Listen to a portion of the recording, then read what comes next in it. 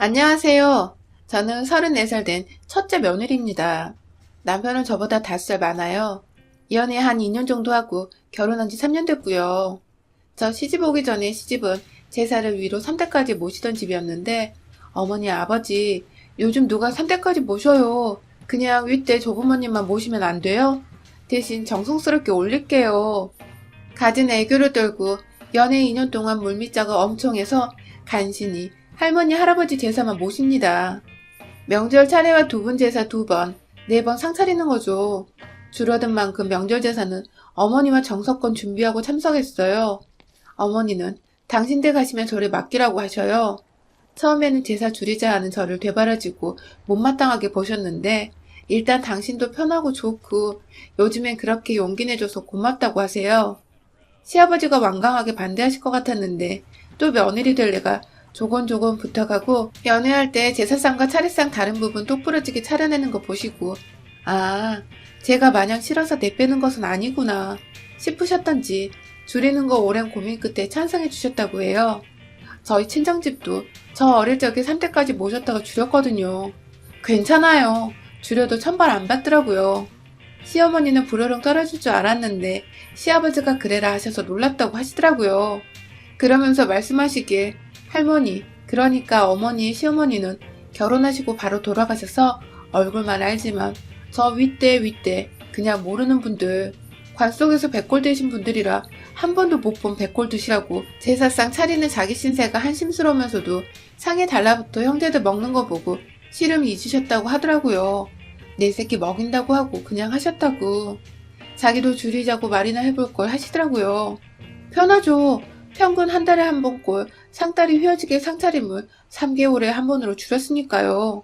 아버지 가시면 일단 할머니 할아버지 제사도 절에 맡기고 당신 가면 나도 그리로 두고 편히 살아라. 어머니가 말씀하셨죠. 남편네는 형제만 셋이에요. 큰 집은 저희고 둘째, 셋째 도련님 아래로 연년생으로 있어요. 셋째 도련님은 유학 중이시고요. 저 결혼하고 3년째 될 무렵에 둘째 도련님이 여자친구 보여주겠다고 하더라고요. 도련님들이 저보다 나이가 많아서 남자라도 결혼할 시기가 되긴 했죠. 동서될 사람은 도련님하고 동갑이라 저보다 2살 많은 손아래 동서가 들어온다는데 어머니가 잘 지내라. 혹시라도 문제 생기면 말하라고 하시는데 문제될 게 뭐 있어요. 남의 집에 시집와 같은 처지끼린걸요. 그런데 사람 마음이 다 저 같지는 않나 보더라고요. 지하철 3호선 지하상가에서 옷가게 한다는 동서될 사람을 처음 보았는데 그냥 보기에도 심술이 그득한 데다 저희 남편 퇴근에 같이 가느라 조금 늦었는데 어머니가 맞니 하시면서 저를 맞으며 손을 잡으시자 저희 맞잡은 손을 입이 툭 튀어나와서 보더라고요. 장사한다는 소리 듣고 아유 상냥하겠네 했는데 상냥은커녕 들어왔던 손님도 쫓아낼 상이더라고요. 도련님은 저 여자 뭐가 좋았을까 싶은데 제 눈에 안경이라고 또 도련님 보고는 살살 녹아요. 저러니 결혼하겠죠.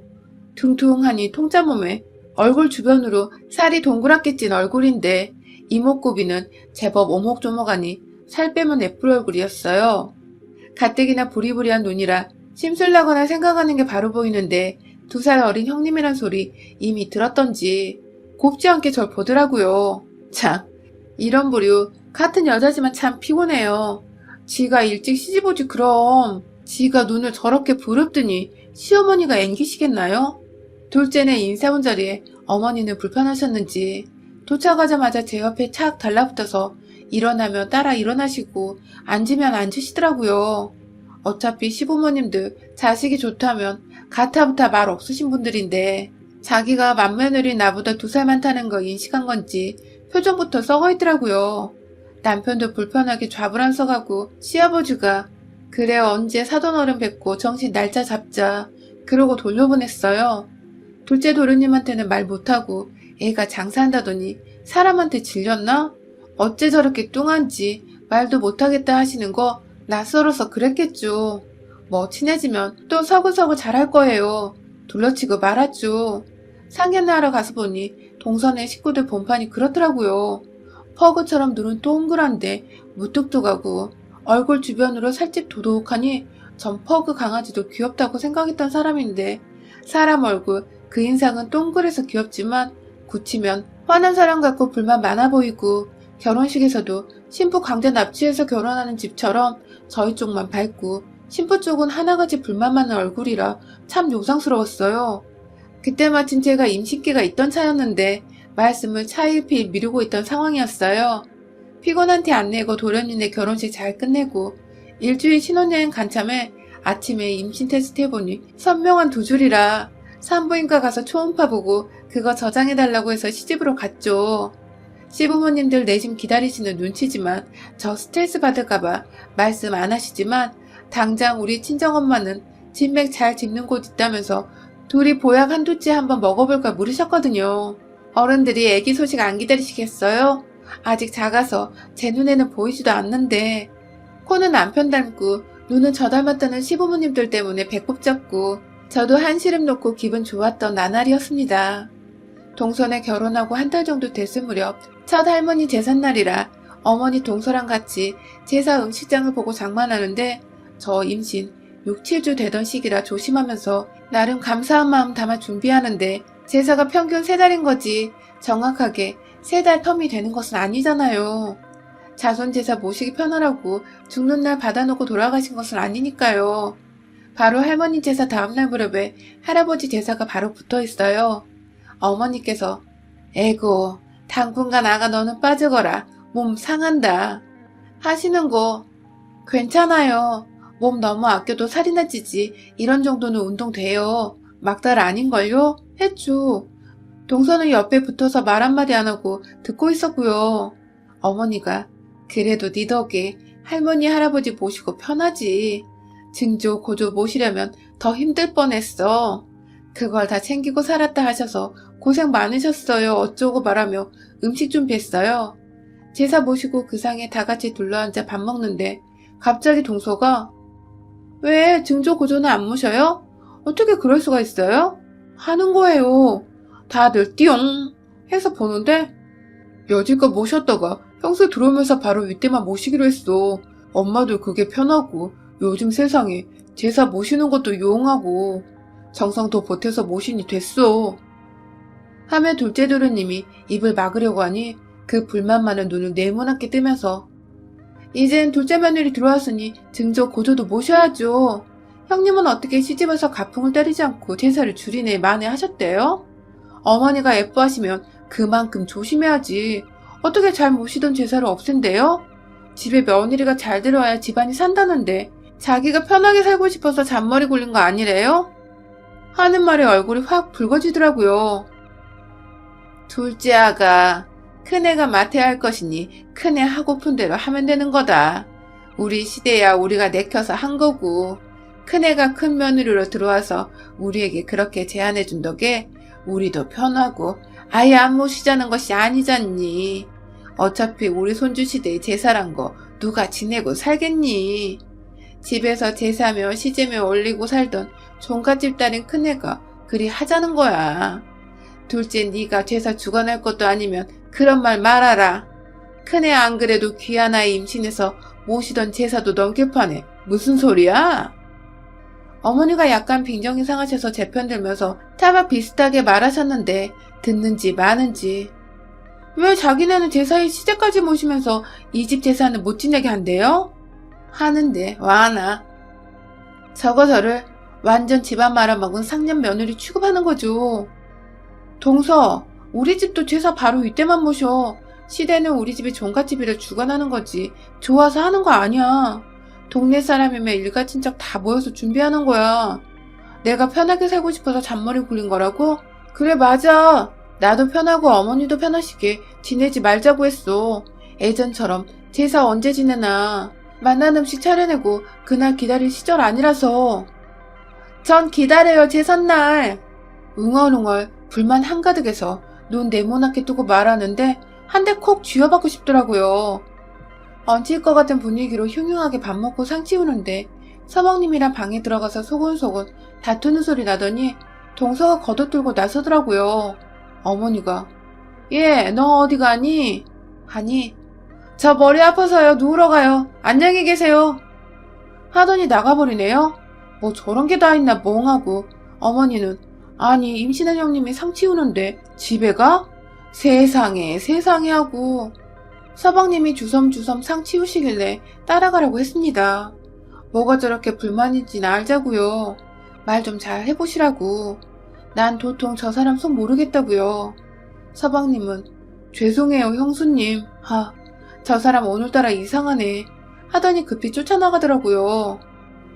태교 때문에 아무 생각 안 하려고 했는데 증조 고조까지 타고 올라가던 데서 시부모님도 충분히 제 입장 생각하여 물러서 주셨고 저도 정성 다해 기쁜 마음으로 감당하고 그래 제사 핑계로 우리 식구들 만난 거 차려먹이는 것이지 생각하며 차려내는데 주둥이 불룩해서 장 볼 때도 뚫레뚫레 겉돌면서 제수용품 아닌 지 군것질거리나 장바구니에 담고 있고 와서 손질하고 뒤지고 붙이는 와중에도 어찌나 굼뜨고 둔한지 꼭 다시 손대야 하는 거 처음이니 그런가 보다 꾹 참고 다시 씻고 다듬고 묻혀냈는데 뭐 지 편하라고 없앤 거 아니냐고. 지 집은 시집까지 모시면서 왜 시집 재산은 없애냐고. 감히 시부모님과 내 앞에서 그런 소리를 해? 자기네는 어쩌고 형님 어쩌고 슬쩍슬쩍 섞어 쓰는 걸 하며 상 치우는데 밥만 처먹고 가던 동서년이 괘씸하고 기분 나빠서 자려고 누워도 잠은 안 오고 천불이 나더라고요.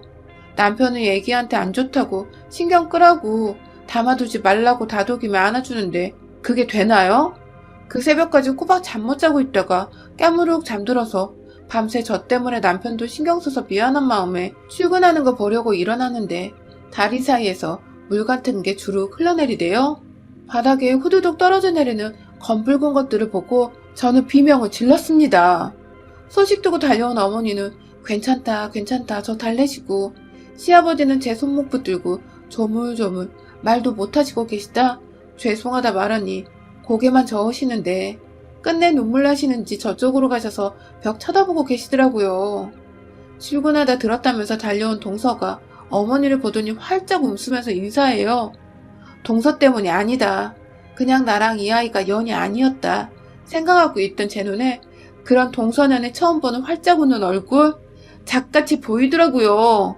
어머니도 인연이 미쳤나 하는 눈으로 보시는데 에이 아이야 다시 가지면 되는 거죠. 안 그래요 형님? 기분 푸세요. 이렇게 우울한 기분 오래 가지고 있으면 다음 애도 안 들어서요.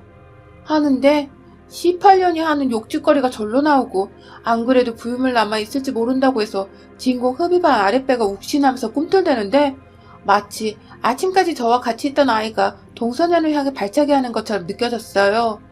큰 선심이나 쓰는 듯이 동서년이 오늘은 가게 문 닫고 형님 병간호하겠다는 거 우리 엄마가 내 딸은 내가 챙겨요 하니 그 신호에 맞춘 듯이 어머니와 아버지가 동서년 챙겨서 나가시더라고요.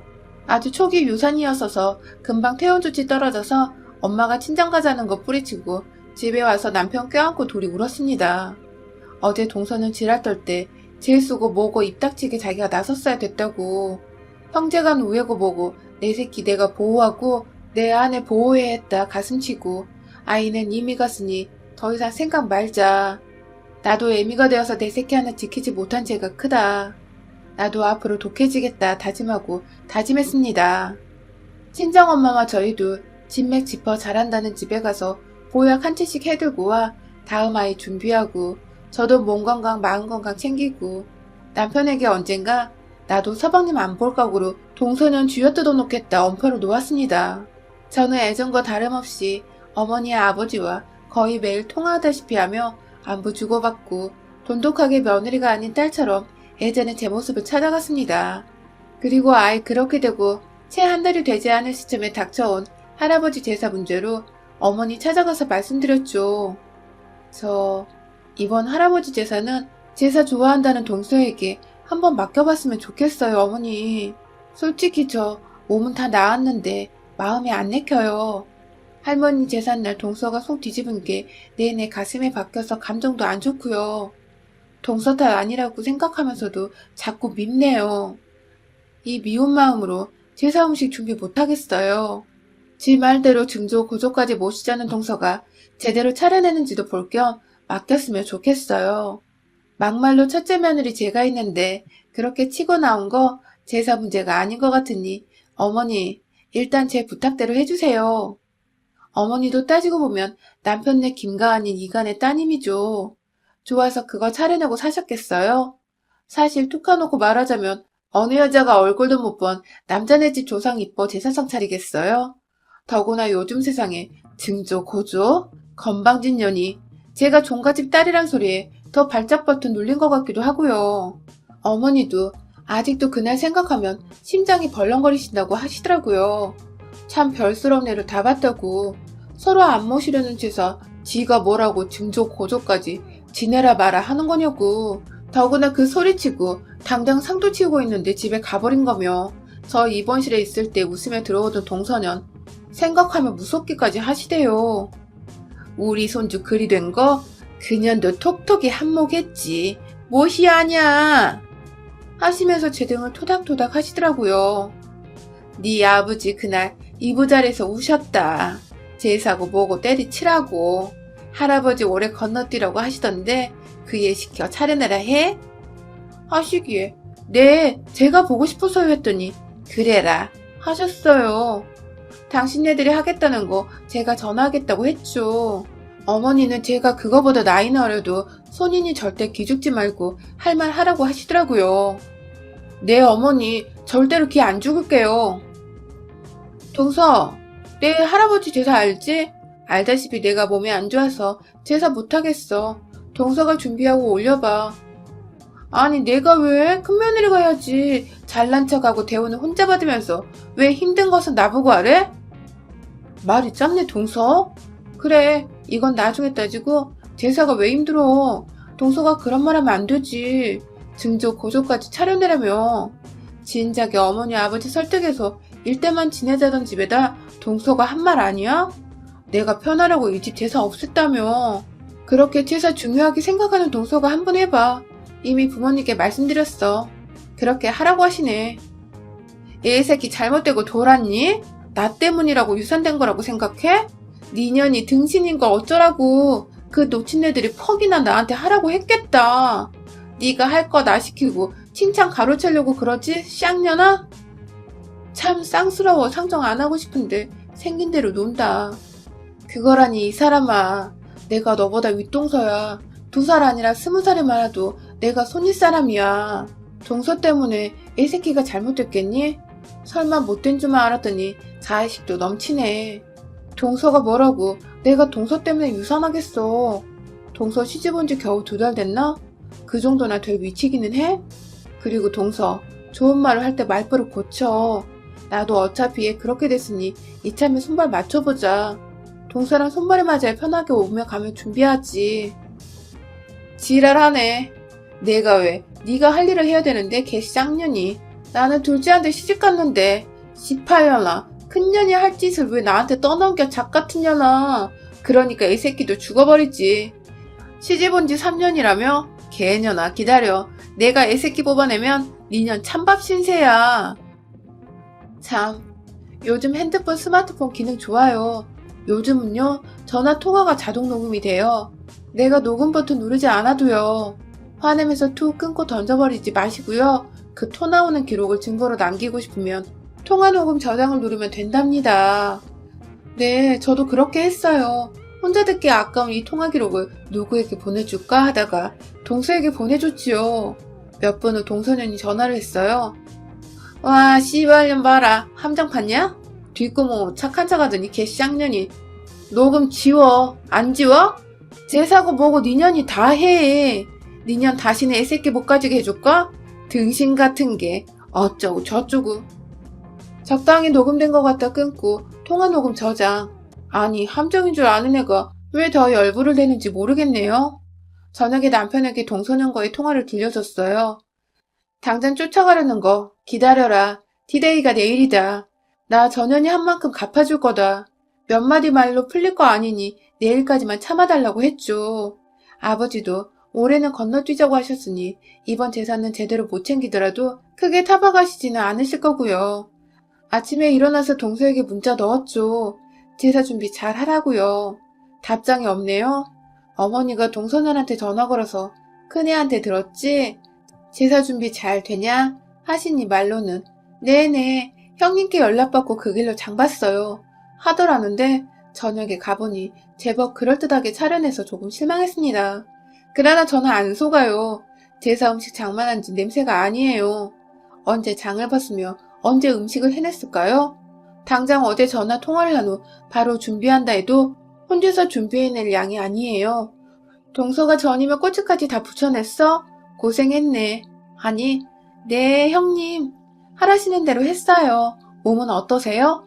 이지랄 하는데 자리 잘못된 위치에 있는 거 제대로 놓으면서 혹시나 싶어 부엌 옆 다용도실을 열어보니 제가 찾던 게 있더군요. 바리바리 플라스틱 용기며 한 무더기에 이 미친년이 반찬 가게를 털어왔는지 나물부터 전 담긴 플라스틱 그릇만 20개 넘고 자잘한 비닐봉지들이 커다란 비닐봉지에 쑤셔 처박혀 있더라고요. 하다못해 조기 한 마리 지 손으로 구운 게 없더군요. 이게 뭐야 동서? 하면서 제가 바닥에 탁 던졌어요. 너 제사 음식 사왔니? 그런데 왜 네가 장만했다고 했어? 그러면서 증조고조 제사까지 지내자고? 저도 모르게 기다리던 꺼리를 잡자마자 볼테기 살 두둑한 년에 귀싸대기를 올려붙였어요. 소리는 요란하지만 별로 안 아플 것 같아서 다시 한 대, 두 대 올려붙이는데 왜 이러세요? 요년이 울부짖고 서방님도 형수님 왜 이러세요? 얼굴을 굳히며 저를 막아서자 남편이 서방님을 잡아챘고 저는 왜 이러세요? 고작 이런 걸로 차려내면서 증조 고조 제사 살리라고 지랄을 했어? 이 개같은 년이?